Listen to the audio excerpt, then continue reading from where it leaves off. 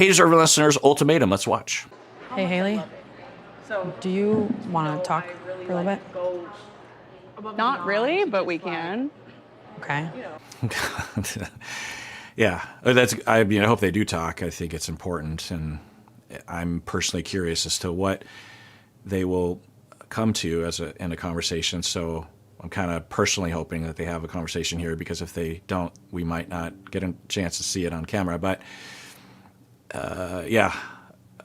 kudos to Magan for crossing the room and initiating. It's a vulnerable thing to do.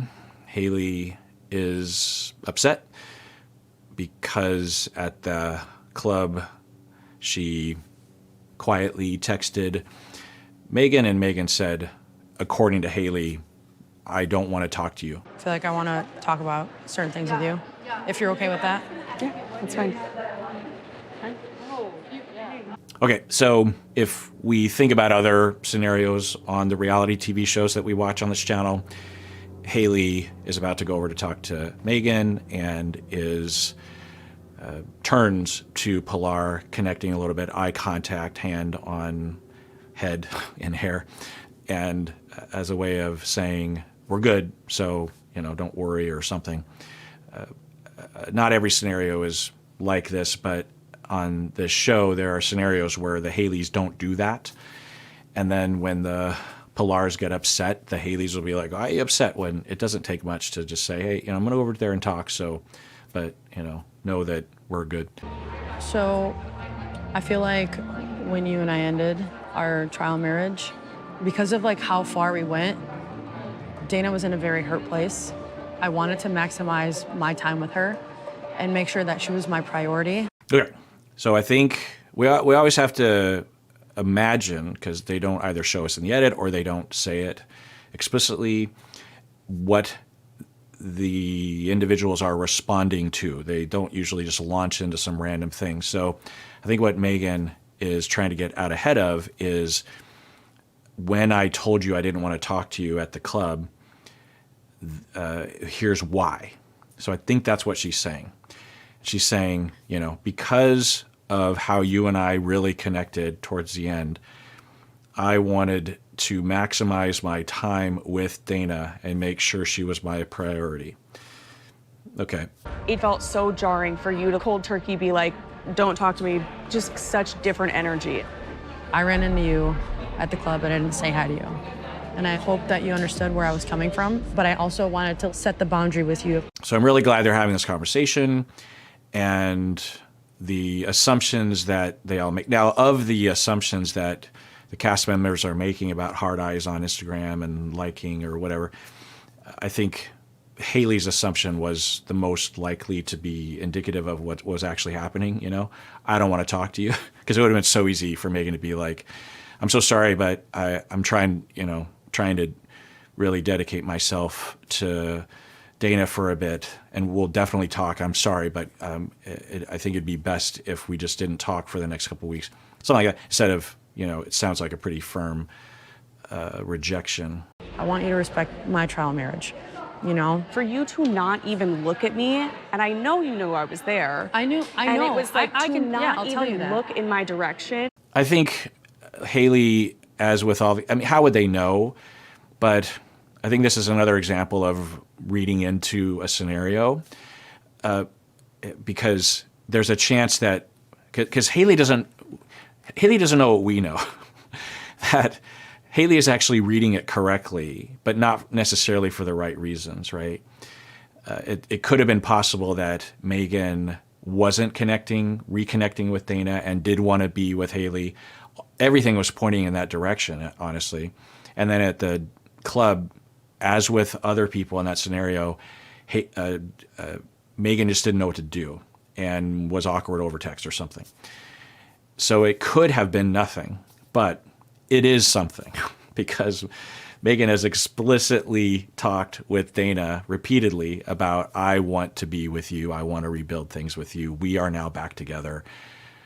Although, now that I think about it, maybe they're just taking the trial marriage with their original partner overly, or they're sort of like, is Magan in the trial marriage with Dana saying things like, okay, I'm going to force myself-ish to really consider this 3 weeks to be like a marriage, even though Magan deep down is like, I don't want to be with Dana. Is that so? Now that I say that out loud, it's like, is that what's happening? Because in the same way that when they do the trial marriages, at least some of them, most of them don't really do this, but some of them anyway, will say, okay, we're now in a trial marriage. Let's do this. Let's kiss. Let's connect. Let's hang out. And whatever happens here might not actually last. So let's handle. So are they doing that with their former partner? Because I'm thinking, okay, now they're back with their former partner. Things will now be real, not forced.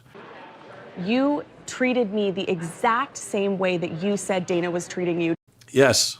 Yes. And Haley, you are making up a narrative in the same way that Magan was making up a narrative that wasn't necessarily true. I think it is possible that Haley's narrative is true, though. During the first trial marriage. But now I'm wondering, and you probably know because they probably give more data, but it makes me wonder if Magan went back to Dana, and then that whole conversation where Magan is like, if you hurt me again, then this is basically over. Magan is basically saying, okay, during these 3 weeks, I'm willing to give this a shot. So when they're talking about giving it a shot, maybe they're just talking about the 3 weeks instead of, I'm willing to give the rest of our life another shot. So, okay, we'll find out. I've known Dana for years before this experience.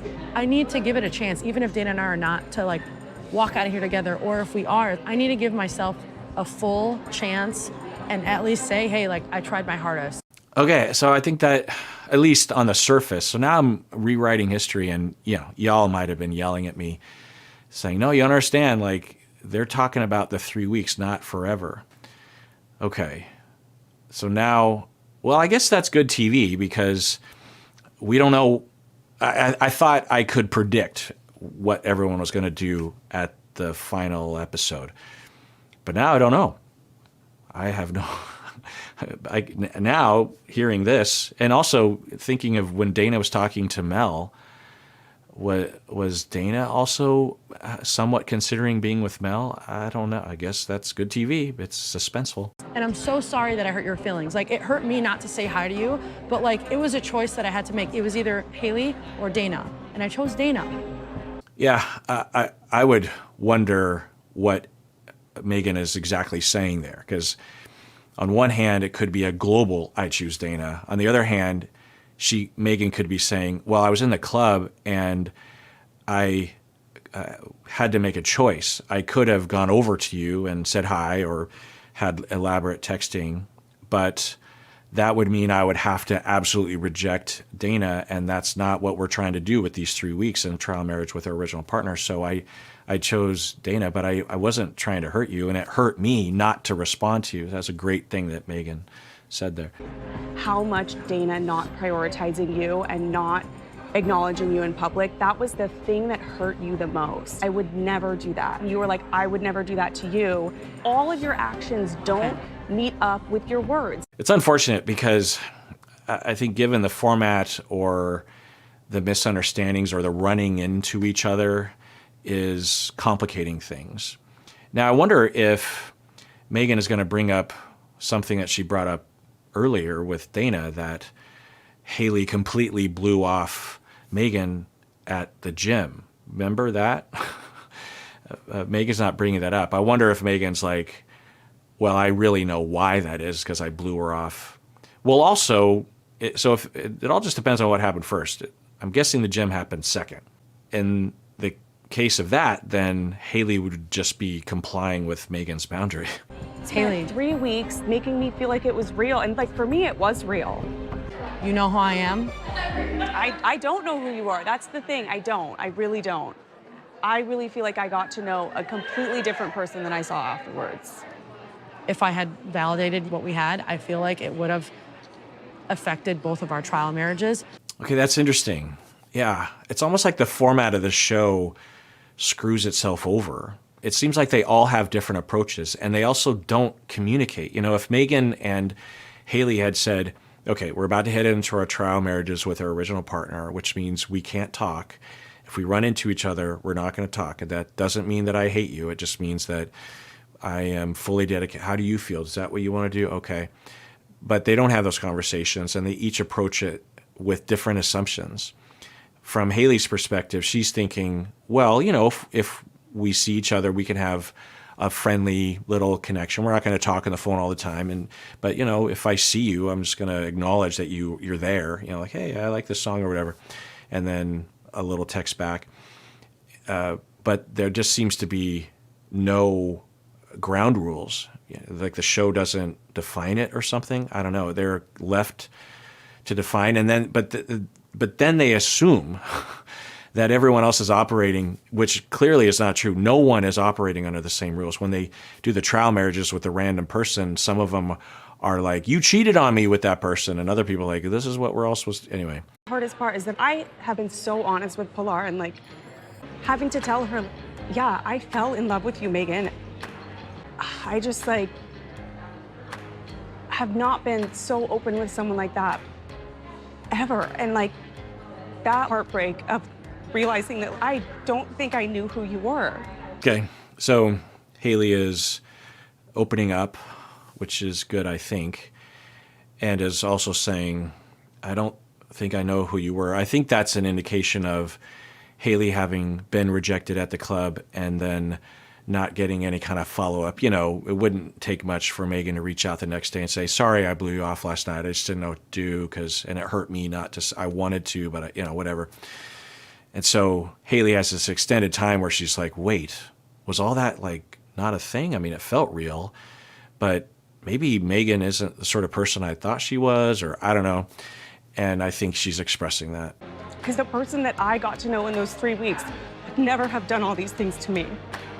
And that's the thing, like what was done to Haley exactly? It's possible that it's just the format of the show that screwed her over. I had a very authentic 3 weeks with you, and I don't regret anything. Okay, so like Dana, the way that she's wording it well, I'll give her a chance, but it sounds like I had a great time, I was authentic, I connected, but it's over. I made certain promises that I shouldn't have made because I was under the impression there was a point of no return with Dana, and I love you for everything that we've gone through. Yeah. So, and it's fine. Magan at the time thought, now some people might say, oh, when you thought everything was done with Magan or with Dana, suddenly you're like falling in love with Haley. It could be something like that, but it could just be the ups and downs and the messiness of breakups and startings and love and everything, and the format of the show getting caught up. But Magan is saying, now that I got back with Dana and I realized that we can be together, I want to be with Dana. That's what she's saying. So, I think it's being clear. But I'm not in love with you. So I'll give thumbs up that Magan is being clear, that there's not a confusion. The way Dana was talking to Mel, it looked like it was not being clear. Dana was not, at least from my perspective, if I understand where Dana, because I think Dana wants to be with Magan or give it a shot. There's a lot of indications of that. Dana was not being clear with Mel, at least in the edit. But with Magan, eventually Magan is clear. I'm not in love with you anymore, or maybe I never did love you, or I was caught up in the moment.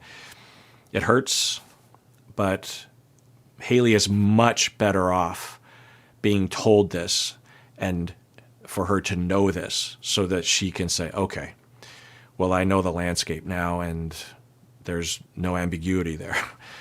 Okay. Now, I hope that Magan says, I did have feelings for you. It wasn't fake. It was just, I felt it. I think it's possible that Magan, I've been wondering if Magan is at the beginning of building a foundation of agency and independence and getting to know herself. And in that, liminal space between before and in the future. Her sense of herself and her love, she doesn't have a lot of confidence in it yet, or she might get swept up in the moment, or I don't know. Or she might be heavily influenced, as she says, by the person that's with her. So I think that it's possible that from the beginning, from the foundation, their love, especially now that Magan goes back to Dana. Like, I guess as an interesting experiment would be if Magan and Haley were to spend another 3 weeks together, would Haley eventually say, I'm in love with, would Magan eventually say that she's, by the way, if I've screwed up the names, I apologize. I'm trying not to.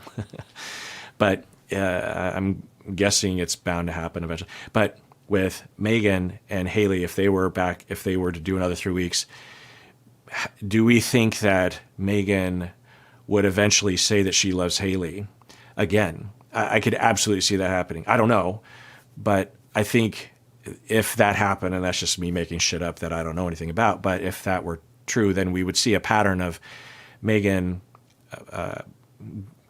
being subtly, not in a overt way, but being a people pleaser, right? But also, being a people pleaser isn't just like, okay, well, I'll do what they want to do and I'll put myself aside.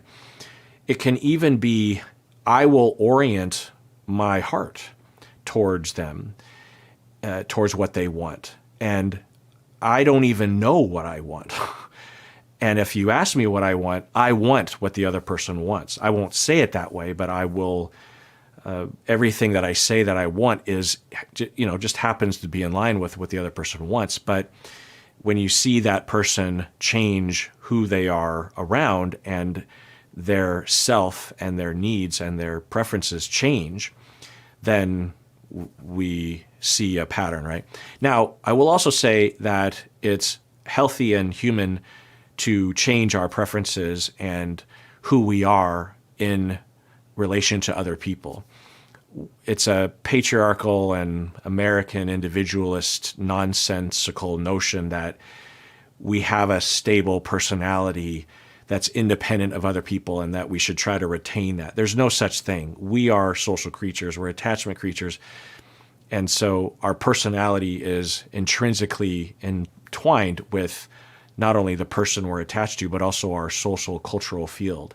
One of the things that I often think about myself in this is that my political views feel very passionate to me. If you've ever heard me talk on the podcast about certain political views, which I try not to talk about very often because it's not a political podcast, I'm extremely passionate and also, fairly sure of myself. But I am positive that if I was raised in a different family, in a different city, maybe a different country, I would have completely different views. Even if my personality was generally, you just take my family, same parents, same siblings, and you put us in a different city in the United States, like, I don't know, Kansas City or Dallas or something. I know that my political views would be different. It's hard to admit that. It's hard to think that. It's hard to imagine that, honestly. But when you look at the data, it's absolutely true. When you study anthropology and you study culture, you study beliefs and values and how we associate certain things with certain things. Now, it doesn't invalidate my values and my point of view and my politics, but it does put it in perspective. It's both and. They're definitely my perspectives, and me and everything that is me is a product in part of my environment, of my family, of my wife, of my friends, of my city, of my echo chamber. So there's no way to deny that. So for Magan to be a little bit that way, it's totally normal. But I think she has that a lot, given the way that she's even talked about herself. All right, well, that does it for that episode. Everyone out there, please take care of yourself because you deserve it. You really, really do.